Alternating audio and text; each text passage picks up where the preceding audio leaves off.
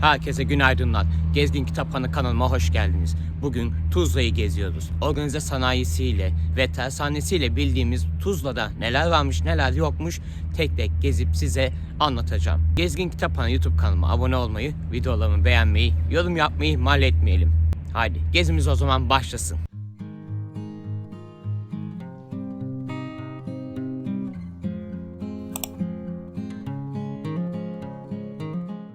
Karnımız aç. Bir kahvaltı yapmamız lazım.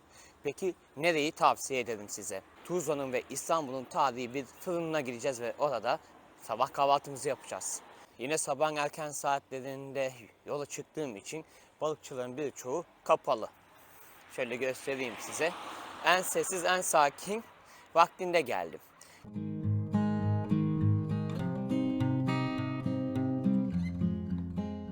Tuzla'nın meşhur yeme içme yerlerinden birisi de 1953 yılında açılmış olan Meraklı Köfteci. Selam dostum.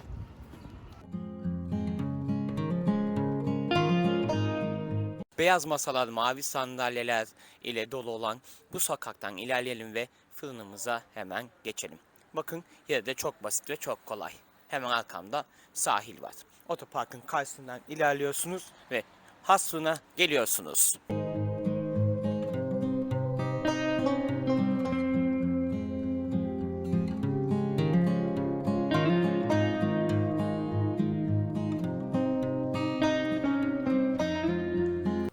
1878'de Vazilika'nın fırını olarak başlayan Tuzla'daki bu fırınımız günümüzde has fırın olarak hizmete devam ediyor ve İstanbul'un en eski pastanelerinden birisi olarak da varlığını devam ettiriyor.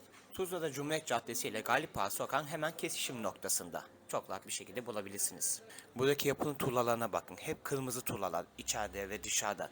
Bu tuğlalar Avusturyalı bir ustanın atölyesinden çıkmış.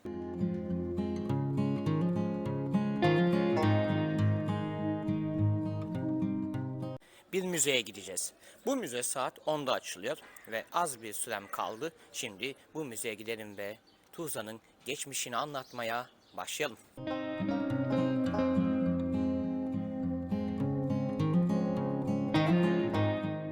Müzeye gideceğimi söyledim ama Tuzla'nın ara sokaklarında dolaşmayı ihmal etmeyin.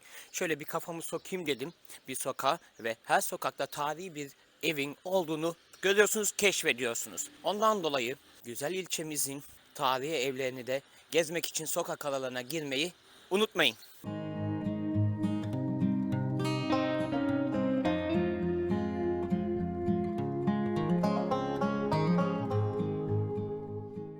Yıkılmak üzere olan bu tarihi evinde mutlaka restore edilmesi gerekiyor. Yakında yıkılması muhtemeldir ya da bir yangında kül olması.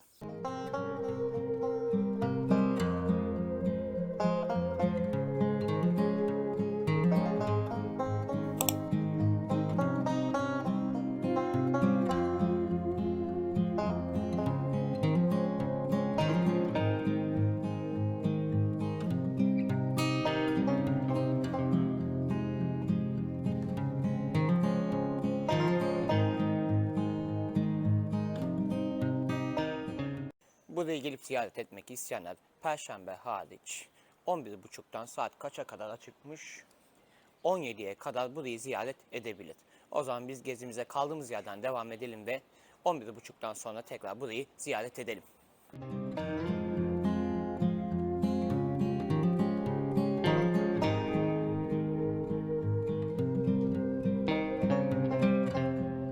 Bakın şu karşıda eskiden bir ocak varmış. Arkamdaki mekanda motorcuların yeri ve gayet de güzel, hoş bir yere benziyor. Motorcu arkadaşlara tavsiye edilir.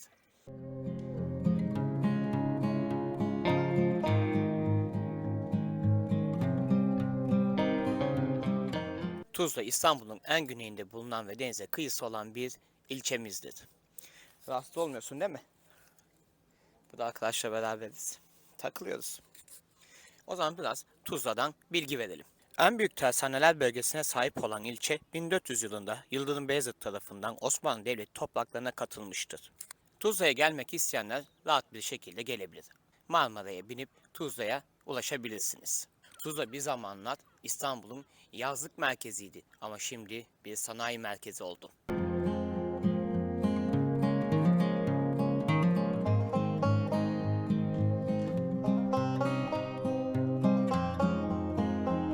Tuzla'nın içlerinde devam ediyoruz gezimize. Şimdi tarihi bir çeşme ve tarihi bir camiyi görmeye geldik.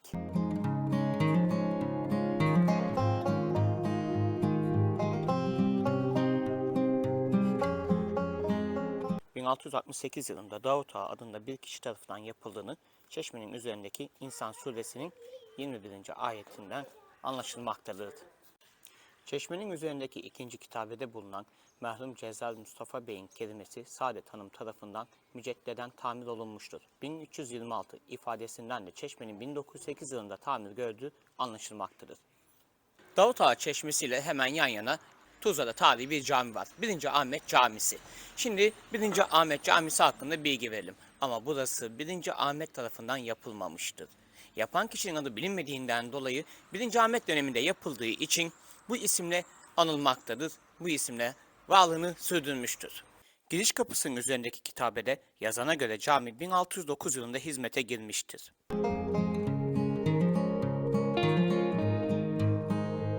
Görmemiz gereken tarihi yerlere devam ediyoruz ve bir çeşmeyi görmeye gidiyoruz.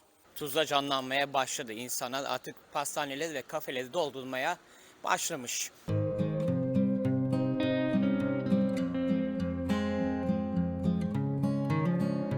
Saadet Hanım Çeşmesi olarak biliniyor. Bunun aynı zamanda eski ismi Papaz Çeşmesi'ymiş. Tuzla'da hangi mekanlara takılabilirsiniz, neler yiyebilirsiniz hemen kısaca bundan da size bahsedeyim. Engin Mercan ve Tuzla balıkçısı Tuzla'nın en meşhur balıkçıları ve restoranları arasındadır. Mercan bölgesi, birazdan oraya gideceğiz.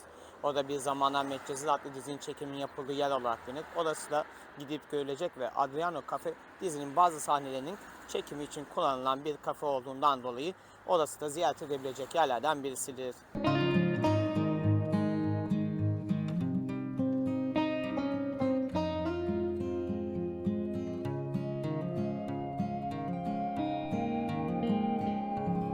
Şimdi gittiğimiz yerden bahsetmemiz gerekiyor. Bir Bizans yapısını ziyaret edeceğiz.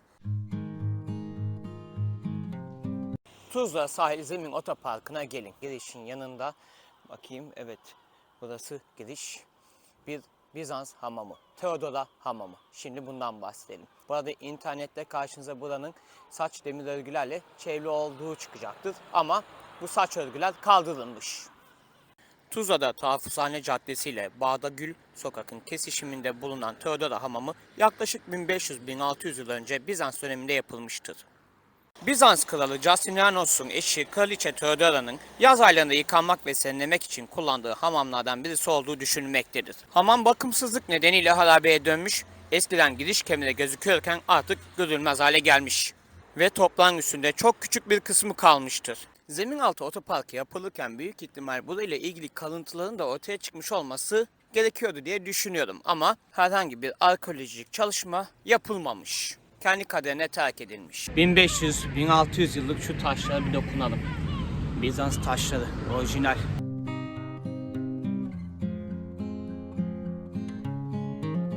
Şimdi tekrar tarihi bir çeşmeye geldik. İskele Balık Restoranı'nın hemen yanındadır. Çeşmenin kim tarafından yaptırıldığı bilinmemektedir. 1894-95 yılları arasında yaptırıldığı tahmin edilmektedir.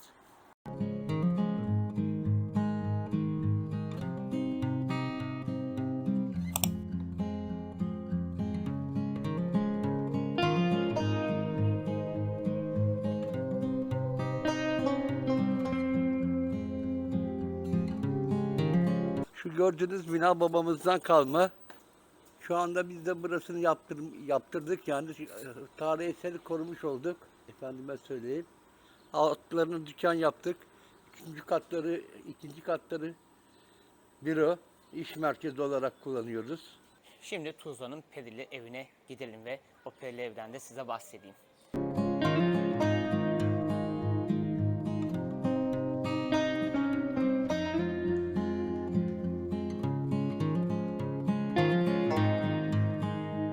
İTÜ'ye gideceğiz. İstanbul Teknik Üniversitesi'ne.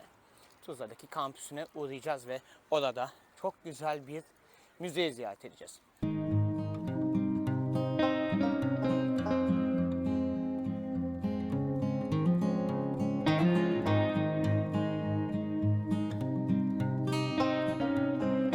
İstanbul Teknik Üniversitesi Denizcilik Fakültesi'nin Müzesi açık. Yani burası Tuzla Tahafuzhanesi.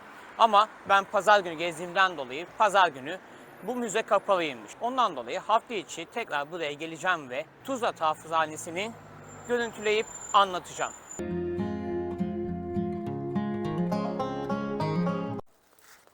Selamlar arkadaşlar. Şimdi pazar günü burası kapalıydı. Ondan dolayı hafta içi geldim ve idareden izin alıp gezmeye başladım. Türkiye'nin ilk tahafuzhanelerinden, karantina merkezlerinden birisi. Tuzla Tahafuzhanesi Yunanistan'dan ve Bulgaristan'dan göç eden vatandaşların ilk ayak bastığı karantina binasıdır. 1892'de hizmete girmiştir. Günümüzde İstanbul Teknik Üniversitesi Denizcilik Fakültesi Müzesi olarak hizmet vermektedir. Karantina uygulamalarının Osmanlı İmparatorluğu ve Türkiye Cumhuriyeti'nin ilk dönemlerinde bilinen ilk örnekleri Tuzla ve Urla'da yer alıyor.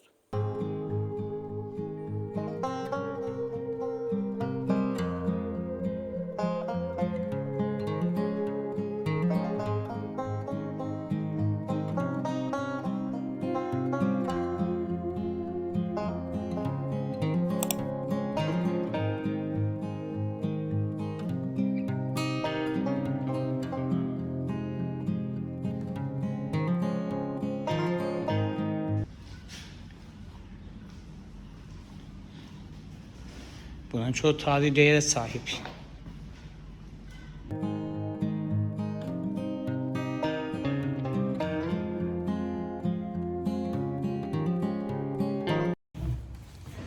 Karantina fotoğraflarda gördüğüm yer. Karşılıklı mübadele olmuş ya. Oradan kalma. Dezenfektan işte.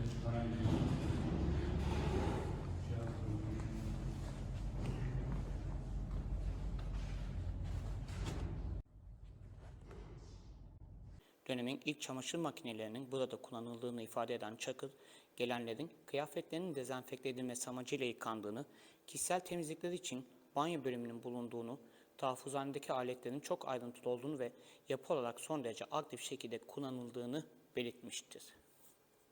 İTÜ Denizcilik Fakültesi öğretim görevlisi Doktor Sinan Çakır, 19. yüzyılda bütün dünyayı etkileyen kolera, veba, tifo, tifüs, çiçek, sarı humma, lekeli humma gibi hastalıkların yayılmasını önlemek için Osmanlı döneminde inşa edildiğinden bahseder. Tuzla karantinası ve tahafuzhane gezim burada bitti. Aynı zamanda Denizcilik Müzesi'ni de gezebileceğinizi belirttim. Urla'daki karantina adasını da gezmiştim. Hemen karttan tıklayarak oradaki videomu da izleyebilirsiniz, Urla Karantina Adası'nı. Biz tekrar pazar gününe dönelim ve gezimize devam edelim.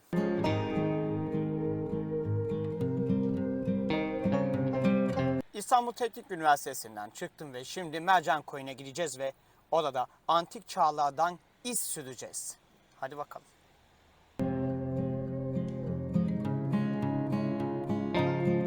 Tuzla ve yöresinin ilk yerleşenlerinin kimler olduklarını şu anda kesin olarak bilmemekle beraber M.Ö. 1200-700 yılları arasında Frig kavmine bağlı Bebrikler olduğu tahmin edilmektedir. Çelebi Mehmet döneminde yapılan Bursa'daki Yeşil Külliye'ye vakfedilen Tuzla, Cumhuriyet dönemine kadar bu vakfa bağlı vakıfköy olarak varlığını sürdürmüştü. Encir Mercan ve Cadı, Tuzla'nın ve Mercankoyun'un en meşhur ve tanındık mekanlarındandır. Mercankoyu, Manastır Koyu olarak da bilinir. İstanbul ilindeki gizli kalmış koylardan biridir. Sahile yerleştireceğiniz kamp sandalyeniz, elinizde çayınız ve kitabınız eşliğinde önünüzde masmavi denizin ve arkanızda yeşilliklerin ortasında olmanın keyfini çıkarabilirsiniz. Peki Mercankoyun'un antik çağlarla olan ilgisi ne? O da yine gördüğünüz gibi arkamda duruyor. Bahsedelim. Mercankoyun'daki antik dalga kıran Tuzla'da mutlaka görülmesi gereken yerler arasındadır. Ve gördüğünüz gibi bunlar 1500-2000 yıl önce yapıldığı tahmin edilen antik dalga kıran.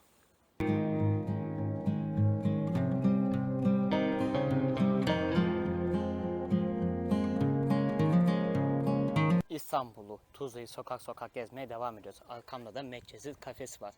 Hangi kanaldaydı hatırlamıyorum. Eşim bana izliyordu da Star TV'de mi neydi galiba. Medcezir dizisinin bazı bölümleri burada çekilmiş ve buranın ismi de Medcezir olarak meşhur olmuştur. Hemen şöyle arkaya dönelim, denize bakalım ve denizde size göstereceğim Tuzla'nın küçük adaları var. Karşımızda 2 tane ada var. Hemen soldakinden başlayalım. Bu Koçun Adası'dır. Bizans Kilisesi'ne ait kalıntıların bulunduğu Koç'un adası, İncil Adası. Hemen yanında ise Hayırsız Adası bulunmakta.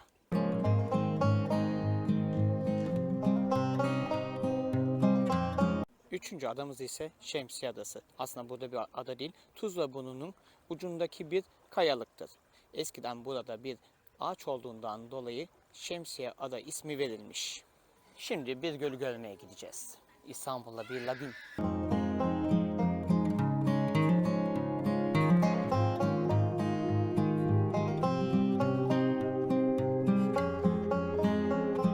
Çok sık çalar olduğundan dolayı daha fazla ilerleyemiyorum. Eğer açık bir yer bulursam göle iyice yaklaşacağım.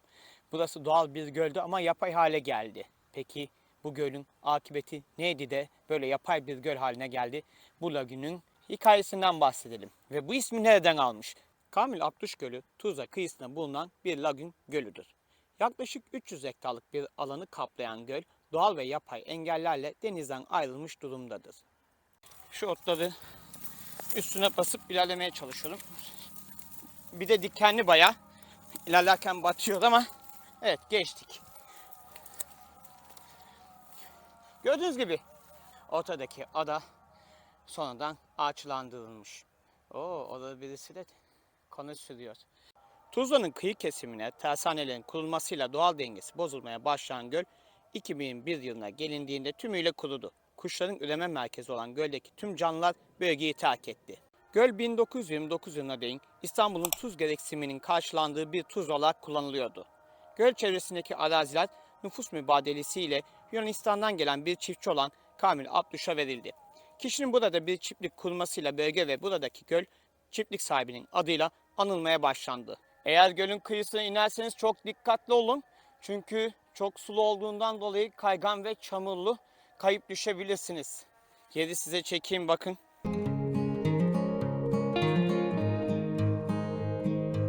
Gölün kurulmasıyla ortaya çıkan durumu düzeltmek amacıyla Tuzla Belediyesi ve İstanbul Büyükşehir Belediyesi çalışmalara başladı.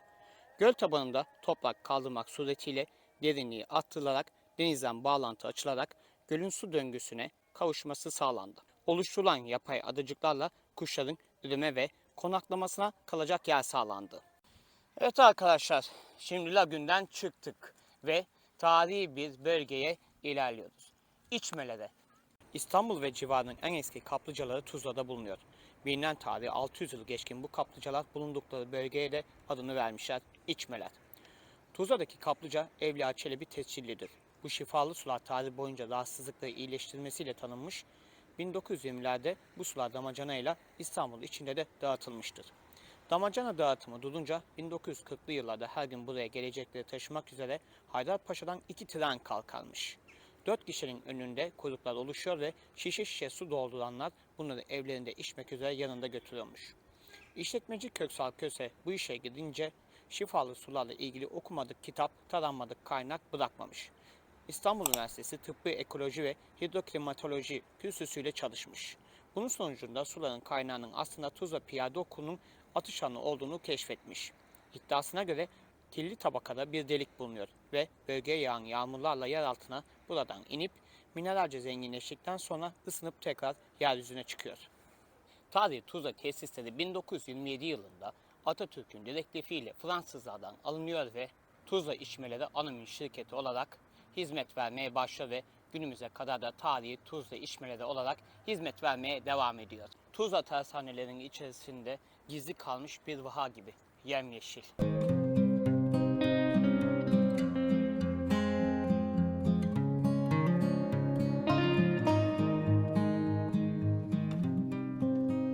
Aydınlı Mektebi, yani diğer adıyla Taş Mektep'ten bahsedelim. Tuzla Aydınlı'da Başkomutan Caddesi ile Çarşı Sokak'ın kesişiminde bulunan Aydınlı Mektebi 1886 yılında yapılmıştır. İlk zamanlarında Taş Mektep olarak adlandırılan yapı 2018 yılında restore edildikten sonra Necip Fazıl Kısakürek Kültür Merkezi olarak hizmet vermektedir.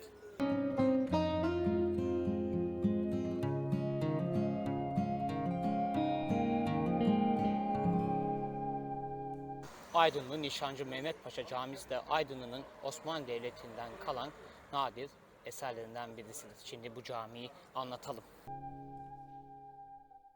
Tuzla Aydınlı'da Bağ Caddesi ile İzzet Kabadayı Sokak'ın kesişiminde bulunan Aydınlı Nişancı Mehmet Paşa Camii, Sultan 3. Ahmet'in sadrazamlarından Nişancı Mehmet Paşa tarafından yaptırılmıştır.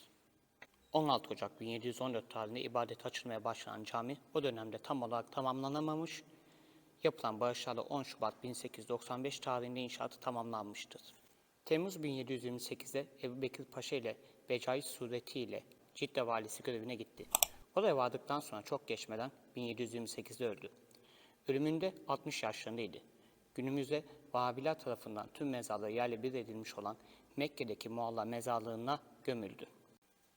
3. Ahmet zamanında İngiltere elçisi Lord Montagu'nun eşi Lady Mary Wortley, Montagu nişancı Mehmet Paşa konağına giderek onun hanımıyla haremde görüşmüştür. Lady Wortley Montagu'nun yazdığı çok ünlü İngilizce hatıralarında bu vezir konağının debdebesiz ve vezirin harem hayatının mütevazı olduğunu beyan etmektedir.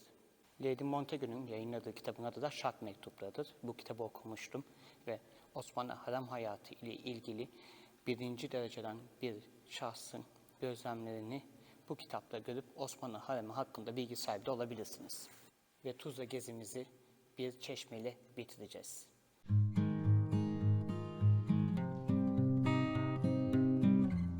Bu çeşmenin adı Kürekçioğlu Ala Çeşmesi. Nişancı Mehmet Paşa Camisi'nin hemen avlusunda yer alıyor ve Aydınlı'daki tek Osmanlı çeşmesidir. Üzerindeki yazıyı görüyorsunuz. Onu da çektim. Rahatlıkla okuyabilirsiniz. Ve Tuzla gezimiz burada bitmiş oluyor. Tuzla'yı merak edenler, Tuzla'da gezilip görülmesi gereken yerler hakkında bilgi sahibi olmak isteyenler için ideal bir video oldu. Gezgin Kitaphanı YouTube kanalıma abone olmayı, videolarımı beğenmeyi, fikirlerinizi, yorumlarınızı yorum kısmında paylaşmayı unutmayın.